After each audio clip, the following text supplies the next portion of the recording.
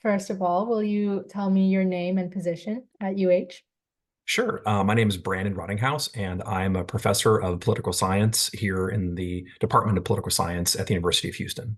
So tell us about the work you've been doing about the with the high school principals and the surveys and stuff. Through our election lab, which is a joint undergraduate, graduate, student research team, we have done several waves of a study that asks high school principals if they're complying with the law that says that they have to register students to vote twice in a year. We have found very low compliance rates generally. Not only do we not get a lot of responses because this is hard to did this kind of survey work, but we find when people do respond that we are unlikely to find them participating in this law in a way that is the way that the law is written. In short, we don't find a lot of compliance in the various ways we look at how the high schools and districts are accomplishing their goal of complying with this law. Is there like, I mean, if they're technically not following a law, is there some sort of action that can be taken against them? Well, the law says that it's a misdemeanor not to comply, but there's no enforcement of this. The entity that would theoretically police this would be the Secretary of State, and they aren't doing anything to check to make sure that this is something that is being accomplished or not. We see a lot of variation in terms of how high schools comply. Sometimes we find they'll comply in significant ways. They'll have parties, they'll have a full scale kind of pedagogy around voting and its process and its history, whereas some will just pass out the forms to students.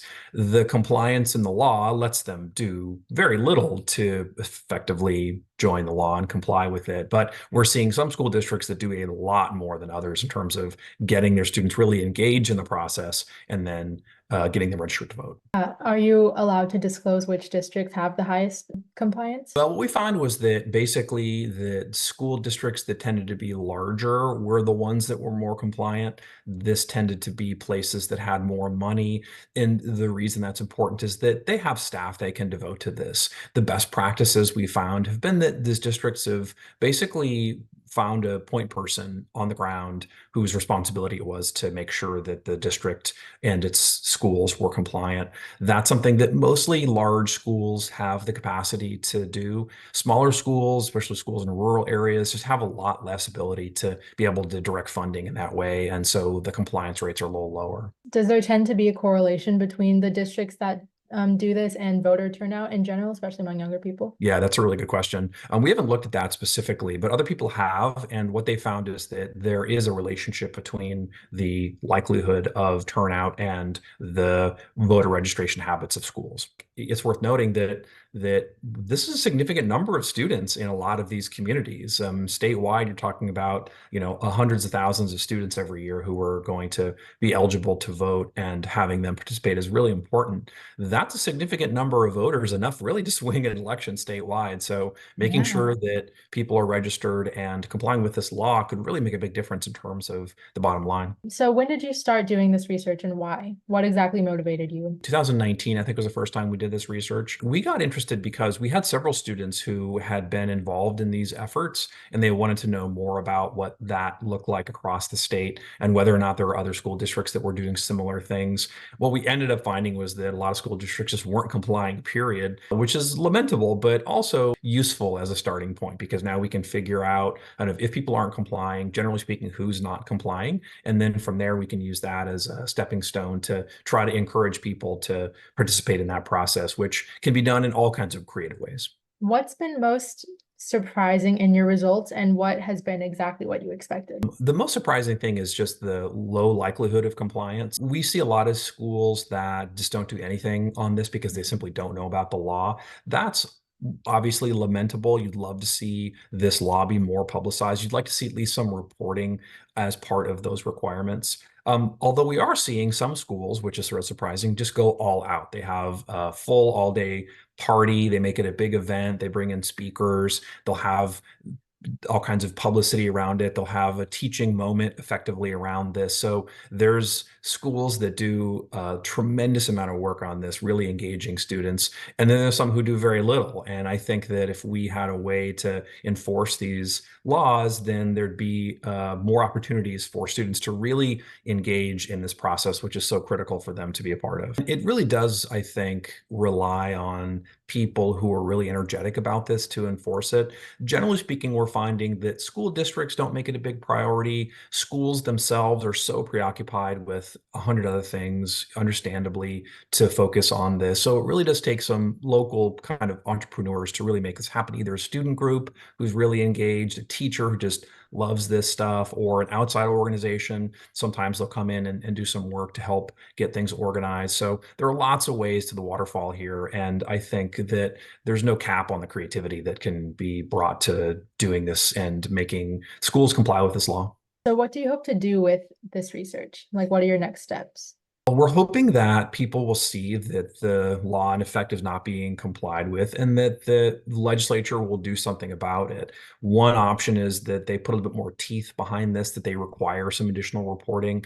We can also hopefully encourage the Secretary of State to start asking questions about who is and who is not complying with these laws, not in a punitive way, because that's not the goal of the law. We really just want people to have an opportunity to have this on the books, and some planning can go a long way. So anything that helps to encourage compliance, either through advertising these laws or making it easy for school districts and schools to comply, would be a really big plus. Where have you been posting your results, or who have you been like sending them to? We've gotten some good publicity naturally. Some organizations have done studies, and they've done some outreach with us. So we've gotten reports in various newspapers, media sources like the Texas Tribune have picked up some of our findings, and we're hopeful that that's useful. We're also on social media. We've had interactions with members of the Texas House who have been in and around this law and are curious about whether or not it's being complied with, and maybe some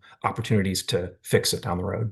Is this like a group with a name? It's our organization's, we just call it the election lab. The And we've election got a lab. website Okay. that's part of off the political science webpage. So it just Yeah. houses all of our work. And we do work that's not this too. We just happen to have this one as sort of near and dear to our hearts, because so many of our students had grown up in Texas and had gone to Texas high schools, and were, encouraged to vote or not. And so these are all these sort of things that let them, experience sort of the process from a different perspective. So tell us a little more about the election lab and what you have your students working on. Our students are great. They'll help us to do a lot of legwork in terms of collecting data. We can do things that let them do some public records requests and sort through the documents there. And sometimes it's just the, nitty-gritty work of getting surveys out. We sent a pre-survey letter to every principal, so we had to stuff envelopes to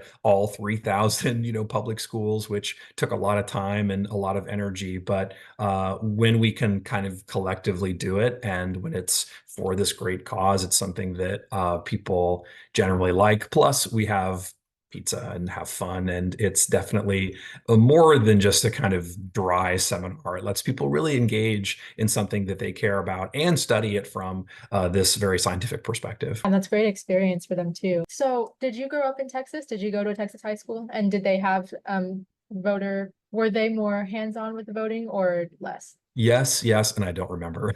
I grew Okay. up in Dallas. I grew up in Plano. Went to Plano East High School. I don't remember if we had this when I graduated. It was not a law, so they didn't have to. This is something that came slightly later. So I'm not sure, yeah, if it's something they had to comply with. But I don't remember, to be honest. It's been too long. And I was pretty civically engaged. I did debate, and we obviously dealt with all kinds of political questions. But I don't remember precisely whether or not that's something that the school district did. Did you register to vote when you were 18? I did. Yeah, I did. When I was a sophomore in college, I took a semester off and worked in a campaign here in Texas, statewide campaign, and got a lot of exposure to just how large the state is, but also how many voters there are and how many voters there are not. So the Mhm. state obviously has got a lot of people, but a significant number are not registered for any number of reasons. So anything the state can do to comply and get people registered is going to be a huge plus in terms of the first threshold step of getting them to turn out to vote. Is a misdemeanor punishable by arrest? Could a cop just go and like arrest a high school principal for not conducting voter drives in his school? There's a legal story in this that I'm not fully aware of, but it also interfaces with federal law in a way that non-compliance is something that can be subject to fine. So I actually don't know the answer precisely. I mean, the longer answer is that no, like they can't just go arrest people. They'd have to have like a warrant, and they'd have to have a charge. So that's possible. I don't remember what kind of felony it is, I think, or what kind of misdemeanor it is, and there are different classes of misdemeanor. So most misdemeanors are just like, jail or a fine, and it's almost always a fine. So it's possible that that could be conducted in that way. The other question is sort of who exactly is in charge, whether it's the principal that's in charge, whether it's the school district that's in charge.